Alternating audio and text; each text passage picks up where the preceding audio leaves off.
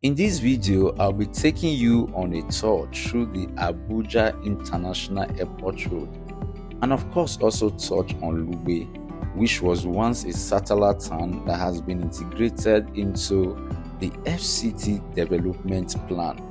We will also touch on why Lugbe is still undeveloped despite its strategic location in the city of Abuja.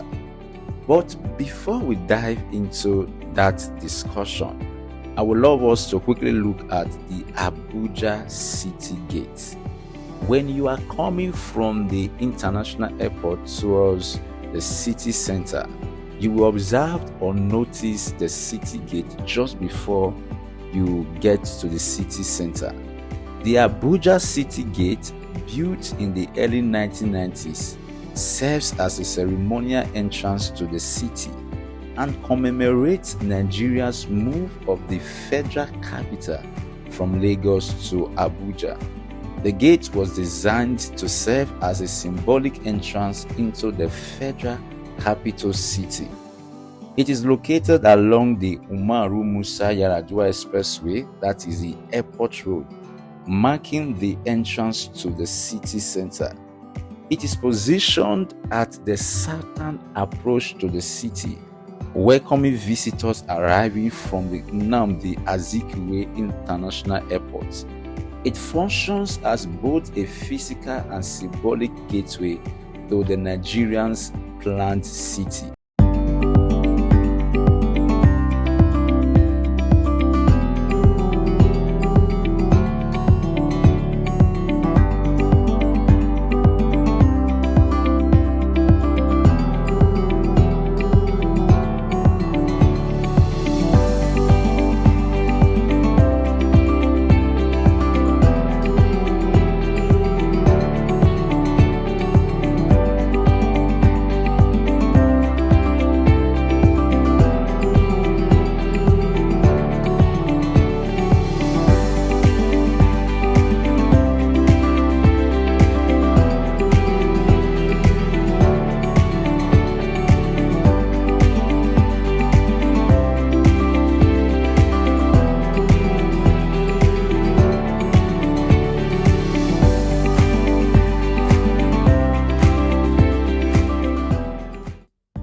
Like I said before, Lugbe was once a satellite town which has been integrated into the FCT development plan. It is important we realize that the federal capital city has 5 phases of development, as this will also help us to appreciate the move of development in the city of Abuja.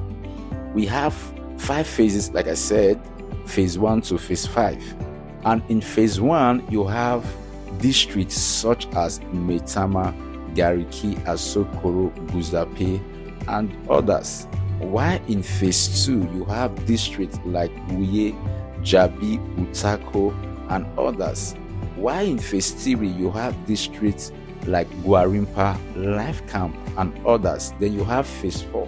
And then you now have phase 5, which comprises Lube and Kiami. Lube and Kiami are the only 2 districts we have in phase 5 currently.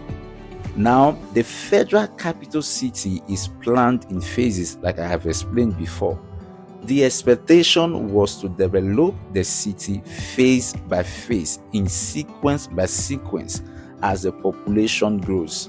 However, there was a massive drift into the city which led to population explosion. As the city began to develop, people began to massively move into the city, and that led to uncontrollable population explosion, if I may use that expression. It is also worthy for me to quickly note that based on the Abuja master plan, the federal capital city was designed to cater for about 3.1 million people. However, in reality now, we have over 6 to 7 million people right now in the city of Abuja. Now, due to massive drift into the city, which led to population explosion, a lot of people started developing in certain areas before infrastructures got to that place. And this was the exact thing that happened in Lugbe. The Federal Housing Authority was the first to approach FCT for land in Lugbe because of the housing need due to the population explosion in that location.